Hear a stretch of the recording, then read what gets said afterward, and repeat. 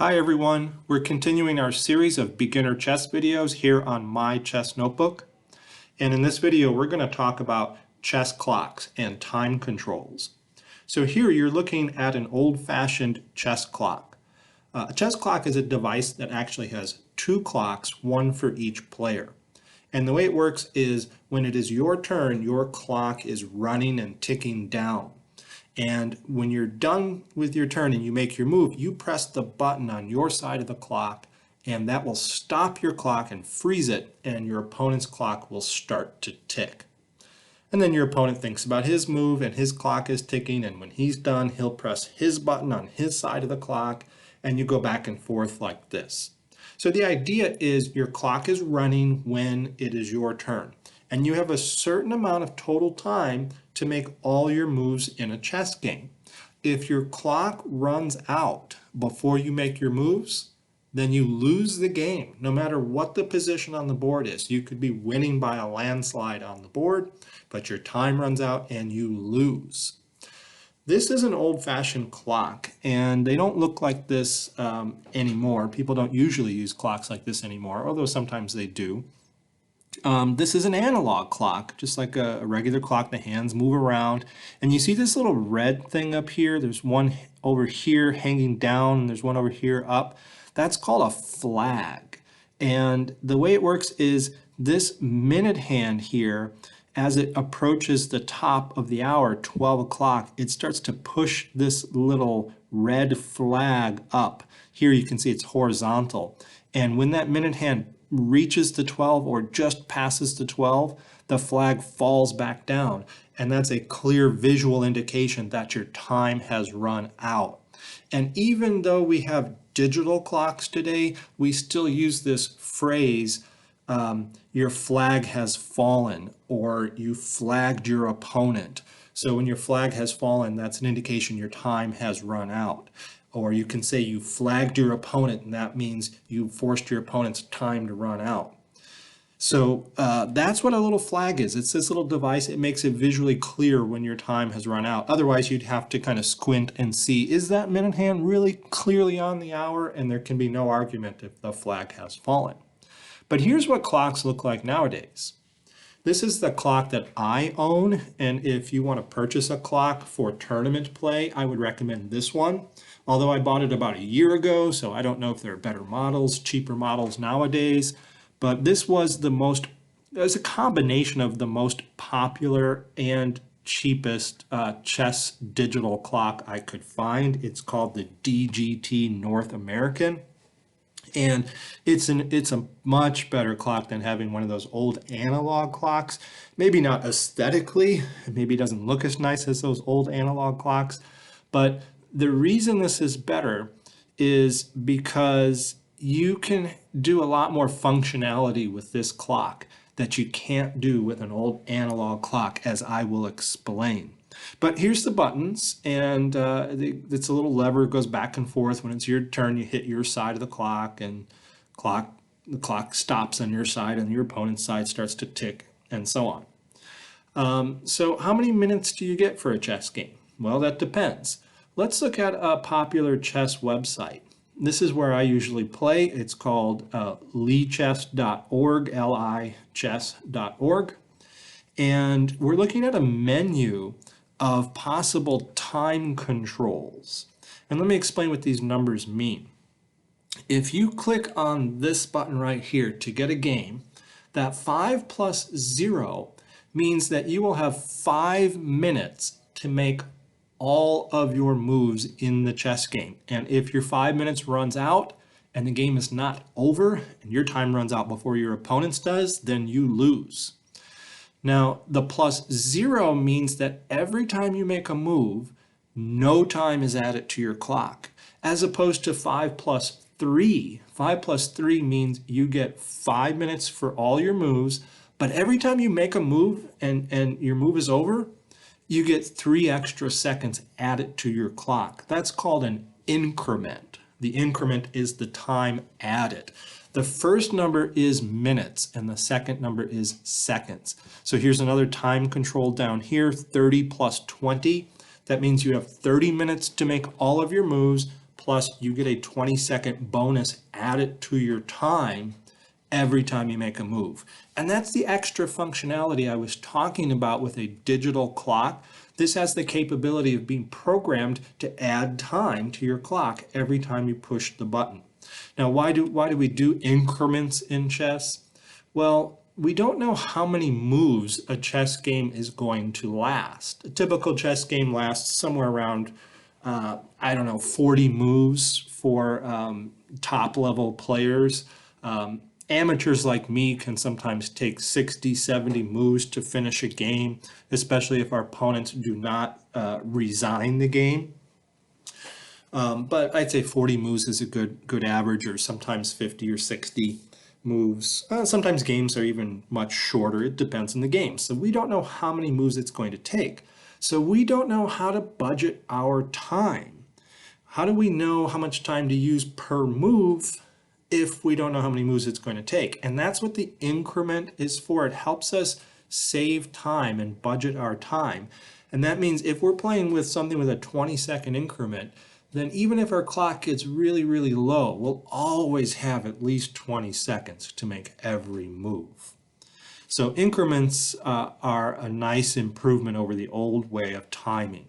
There's also something called a delay, by the way. There's increments and there's delay. If you've ever heard of a delay, here's what that is.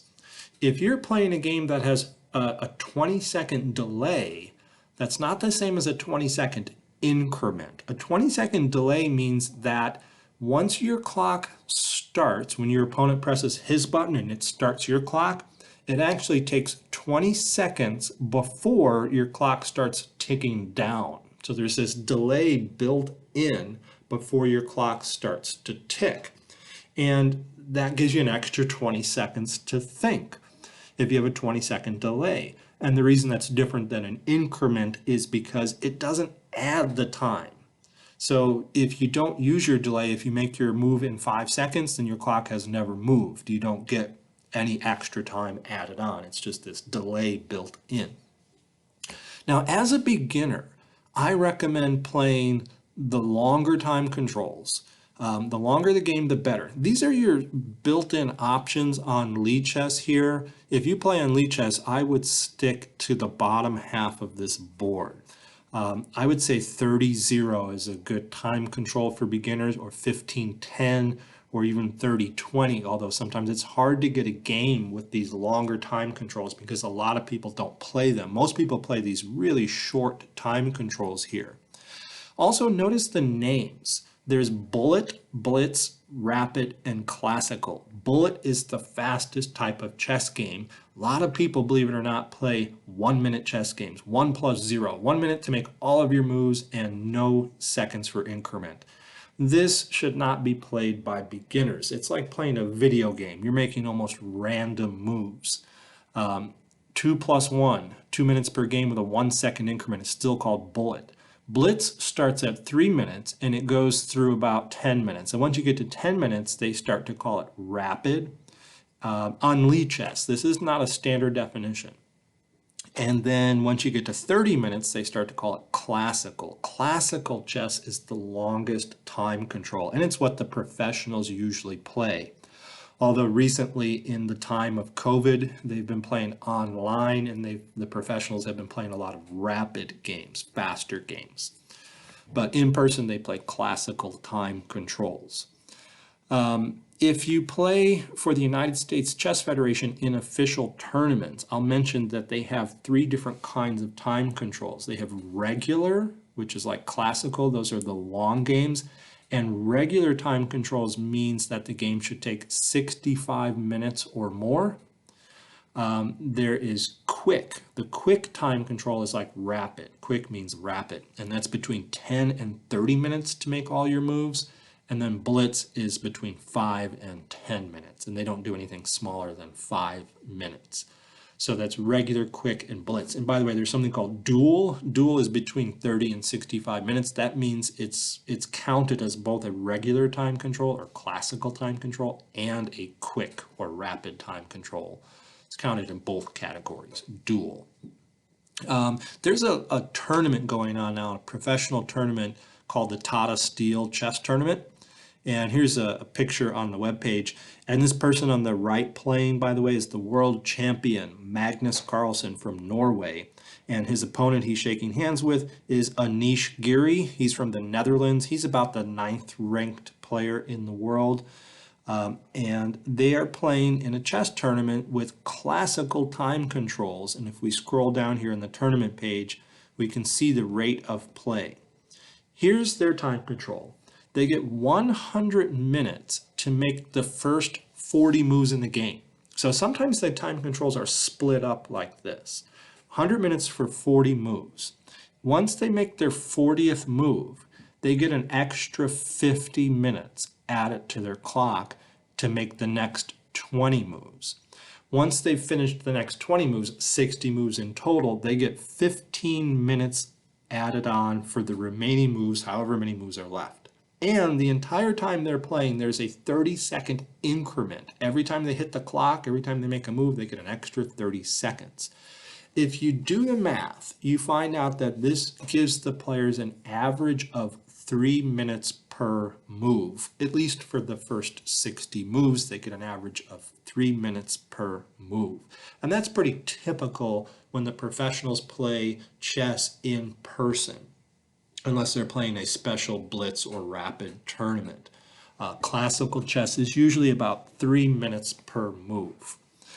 Okay, online chess, completely different story. People play fast games online. It's very difficult to get longer games online, but it's not hard at all to get these rapid time controls, 10 minutes, 10 plus 5, 15 plus 10, and so on. And I'll say one more thing about these time controls with increments. When you see 15 plus 10, that means that not only do you get 15 minutes for all your moves and 10 seconds per move added on, but if the game happens to last exactly 60 moves, then 15 plus 10 is 25. That means you will have had 25 minutes total to make those 60 moves. So you can actually add the two numbers, the minutes and the seconds for the increment. And if you add them, like 15 plus 10 is 25, that tells you how many minutes you will have for a 60 move game. So 15 plus 10 is 25 minutes for a 60 move game. 10 plus 5 is 15 minutes for a 60 move game. And that's how you can compare different time controls. For example, you may wonder, is 5 plus 3 faster or longer or shorter than a 10 plus 0 game? Well, in general, it's a faster game because 5 plus 3 is 8 and 10 plus 0 is 10. So you can compare that way. And that kind of comparison is made when classifying these as blitz, bullet, rapid, or classical. Okay, so last word, as a beginner, stay away from bullet, probably stay away from blitz as well, and play these rapid and classical time controls on whatever website you happen to play. All right, that's it for this video. Thanks for watching, and I'll see you for the next